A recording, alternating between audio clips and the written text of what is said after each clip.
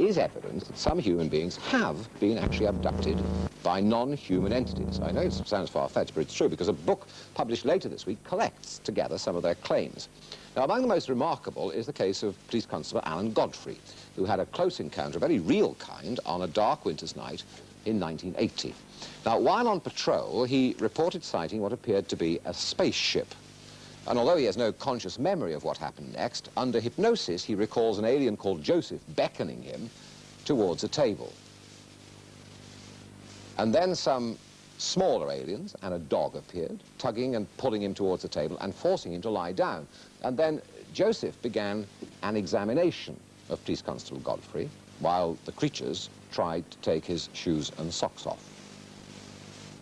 Now, suddenly it was all over, and Police Constable Godfrey was sitting back in his police car, and now he is sitting with us here on the Breakfast Time sofa. It's an extraordinary story, isn't it, really? You recollect things in your mind, and you recollect other things only as a result of hypnosis. Can we start with the first bit? What were you actually doing that night, and what did you see? Well, I was driving the Panda car along Burnley Road in Todmorden, and I came across this strange craft blocking the road. Describe it to me. Well, it was about 20 feet high, about 14 feet wide. It was a diamond-shaped object, hovering about 5 feet off the ground. Now, at this point, you didn't see anybody, did you? No, I didn't see anything other than that. Did you approach it? I got within about 20 feet of it. And then you went back to your car to report it, did you? No, I didn't get out of the car. Ah. I didn't want to get out of the car. You didn't? No. But you got on the blur, did you? I got on the radio, both radios, the VHF in the car and the UHF. Personal radio that we carry. Yeah. And I got no response at all. They didn't work? No. Was that unusual? Not in that particular area. There are black spots in the area. The radios have worked there since. And then you left the scene, did you? The next thing I remember was I was at the other side of where the object had been, driving the car. Away? Away. Did you report it when you got back? I certainly did. They thought you were crackers, presumably. Yeah, they did. Now then, as a result of hypnosis, a lot of that story has been filled in, hasn't it? Now, what do you recollect from the result of the hypnosis? Well, as I say, I have no conscious memory of what I said under hypnosis. The only thing I can go off is the hypnotic regressions were videotaped. Yeah. And I think there was about 3 or 4 tapes done. And when I actually was allowed to see them at the end of the session, it was quite frightening. What you'd said under hypnosis? Mm. So tell me the other story now, the one that they drew out under hypnosis. Well, under hypnosis, when I see the craft itself, as I said before, I didn't get out of the car consciously. I find myself getting out of the car, and for some reason, I have no idea why, a strange, very powerful beam of light is shone towards me, which blinds me. I jump back in the car in panic, and then there is some sort of a blackout. And after the blackout, I wake up in some sort of an examination room. I see. So, this spaceship, or whatever it is, did you see that in your recollected... Yes, everything under hypnotic regression, everything was accurate right up to... The bit that... when I got out of the car, yes. OK, well, describe this creature to me, this man. Well, he was a humanoid, or of human appearance. He's about 6 feet high. But not quite a human being, you say? Well, he had a human appearance. Yeah. He had a beard, and he wore some sort of a skull cap, and he wore like a white gown. He was very pleasant in appearance. He wasn't at all frightening to look at. OK, now you've got yourself into this room. What goes on there? Who else is there? There were, I think I said there was 8 small 3-foot-high creatures that transpilated during the hypnotic regression as robots. Were you in a normal room, or were you in a spaceship, rather like Doctor Who's time capsule? Were you in something as kind of... It looked bigger than his capsule. Yeah. You know, it doesn't look very big, does it, really? Yeah. But inside it, yes, I would say it's very similar. And then they tried to undress you, didn't they, at one point? Take your shoes and socks off. Why was that? Well, this is one of the funny things about it. When I got back to the station, I found that my left boot was split, and I had a burn mark on the instep of my left foot. And in the hypnotic regression, they actually examined my left foot. Now, that's remarkable to me, with the other evidence of the other police officers seeing the craft as well. How did your experience end in this place you were with these people? The doctor woke me up. We never actually got to an ending. Yeah. I was wired up to some heart machines, and they completely went off the scale. I was in such stress that both doctors stopped the hypnotic regressions. Now tell me, what do you make of it all? Do you believe now in UFOs, or what? Are you convinced that those things actually happen to you, or it's just in your mind somewhere as an imagination or a dream or something like that? Well, the UFO certainly existed. You're sure of that? Yes, it was a nuts and bolts craft. I think I'm quite capable of seeing something from 20 feet. Well, if I said to you anything you say will be taken out and used in evidence, you would say that you saw that thing? Yes, I would swear on the Holy Bible. What I saw that day, I've seen nothing of the like, except in science fiction films. And what other thoughts have you had about the whole experience? The abduction part, well, I've thought about it. I've thought, well, perhaps it's something that I've read about and seen as Doctor Who, and because of my experience, it somehow got jumbled up. Yeah. Or it actually happened. Yeah. It's a good story, isn't it? I think it's wonderful. Yeah? I mean, that's a whole series of Doctor Who's. Well, I mean, what do you make of it, Colin? I mean, you work in the fiction of this. I mean, he is saying this isn't fiction. He is saying, I actually saw that thing. I mean, sitting here listening to the story, I cannot do anything but totally believe it. Yeah. And viewed by any objective standard, I think that it's perhaps naive of us to think that we are the only things that exist in this huge universe. Nicola, what do you think of all that? I think it's rather pompous to think that we're the only people around. That there isn't possibly life somewhere else without, you know, we don't have the facts of everything. So I think it's rather pompous to think we're the only people. Alan, you are taken very seriously, I mean, aren't you, by people who study these things? I mean, what do they say about your experience? Are they also convinced that you actually went through this experience and those things and those people were actually there? I think they are, yes. I think the UFO investigators that came to interview me, one of them being a high-ranking police officer from the Greater Manchester Police Force, he really gave me a grilling, as he obviously is very experienced in it. And I think, well, they are convinced, yeah. I mean, I saw a UFO, make no mistake, they do exist. There is nothing on this earth will ever tell me any different. Well, I mean, if you say it like that, I just cannot, as Nicholas says, possibly believe otherwise. Thank you very much for telling the story. Absolutely fascinating, and if anything else happens to you, let us know, will you? There we are. I'm sitting here in a cold sweat. Follow that, David Icke. Actually, interestingly, wasn't there a couple in America called the Hills who went through exactly the same experience?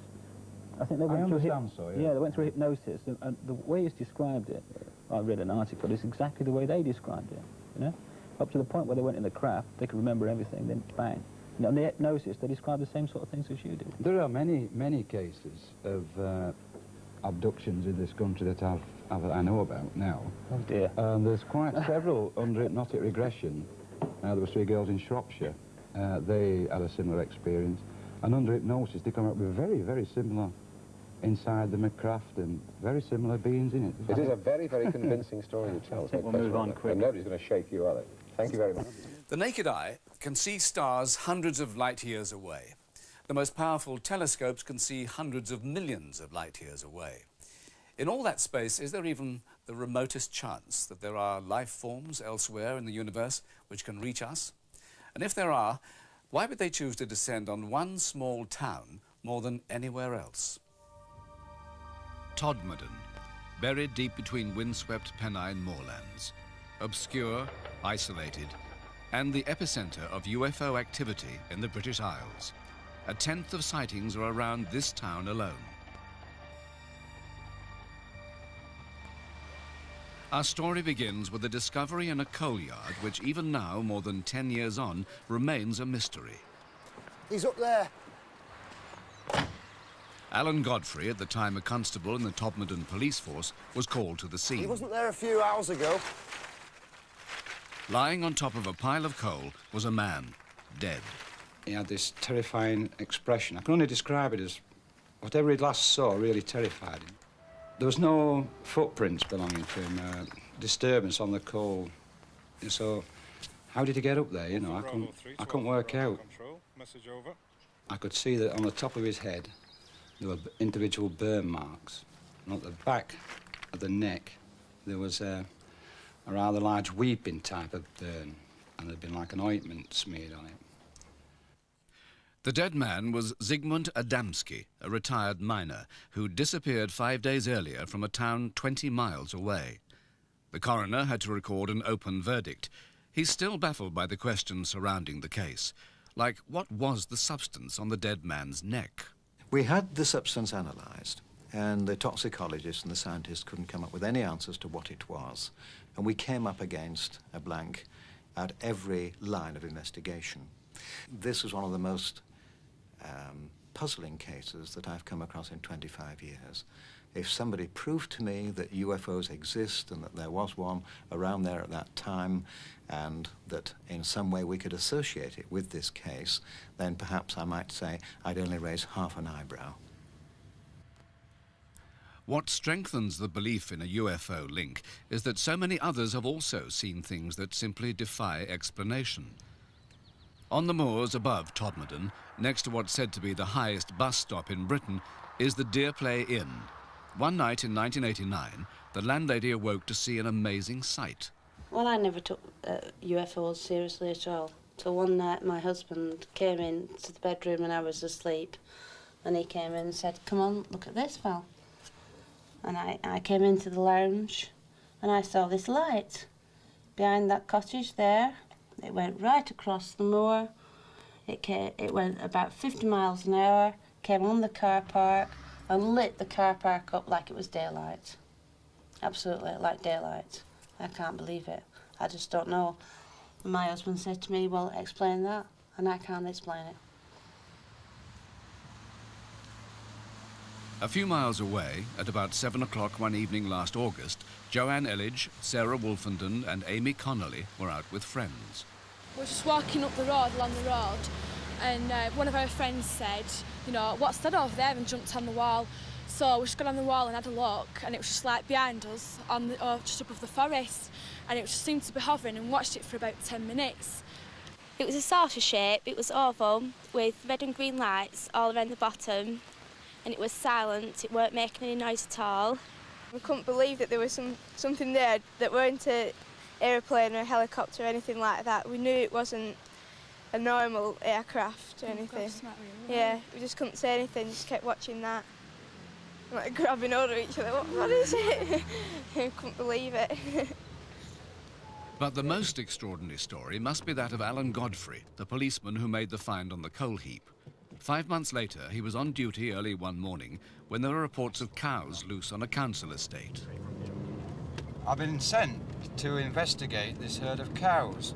So I was driving up the road here, and I was going to turn right up Fernley Road there to the council estate when I could see in front of me up here this object.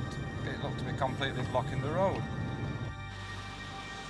As I get nearer and nearer towards this object, I could see that it wasn't quite what I was expecting to meet at 5 o'clock or whatever on a November morning in Todmorden. It was diamond-shaped. The bottom half of the object was spinning. It was hovering about 5 foot off the ground. I could see underneath it. It was about 20 feet wide, 14 feet high. Alpha Bravo 3 to Alpha Bravo Control. Message over. Try HQ. I tried that several times and it just didn't work. I just couldn't contact anybody. So I picked my clipboard up and I started drawing a sketch of it.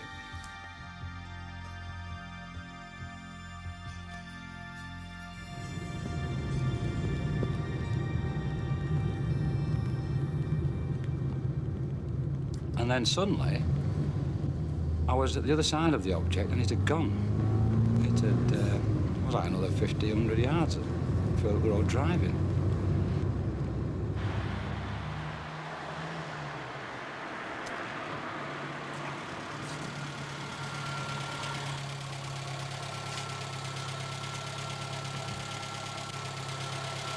What's up? You're not going to believe what I've just seen. What? Get in. Okay.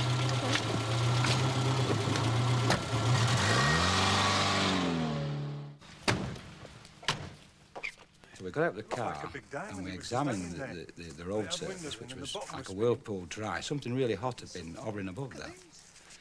We could see all these loose leaves and broken branches there, so he was convinced something had been there. We thought it might have gone in, this object, wherever it had gone, it might have gone into the adjoining park. We climbed into the park because the gates were locked and we had to climb across the river. When we got in there, we could see this herd of cows right in the middle of the rugby pitch. It had been raining all night, but there's no hoof prints belonging to them. How they got there, it just looked as though, plop, somebody dropped them there, you know? It sounds incredible, but Alan Godfrey isn't the only one who saw something in the same area on the same night. Another witness was school caretaker Leonard Smith. When I came round the corner to check the grounds, I looked up in the sky and this UFO was up in the sky, approximately over where I later learnt the area where Alan Godfrey had his experience. I didn't know at the time. Now the object shot across the valley 4 times, backwards and forwards, and it vanished over the hills. Then there's John Porter, one of 5 other police witnesses that night. An hour before Alan Godfrey's encounter, he was out searching moorland quarries for stolen motorbikes. We're walking down the moor from the main road. Something told me to turn round. I turned, and in the sky was a very cold steel blue light. It moved in a sweeping arc across the sky, about 12 miles, I would estimate, in 1 second.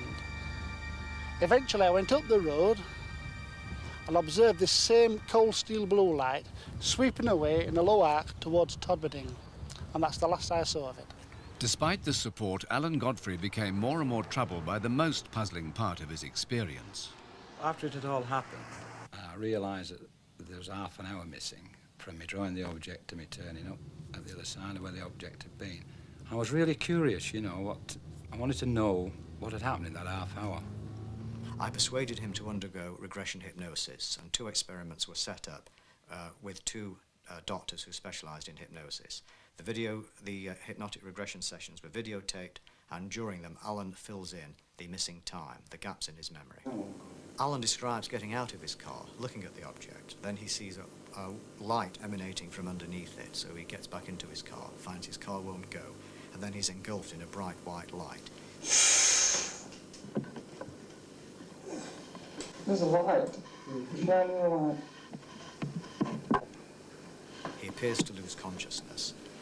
He says everything is black. He then wakes up in a room where he sees a tall man. He's also surrounded by 6 small robots. Pardon?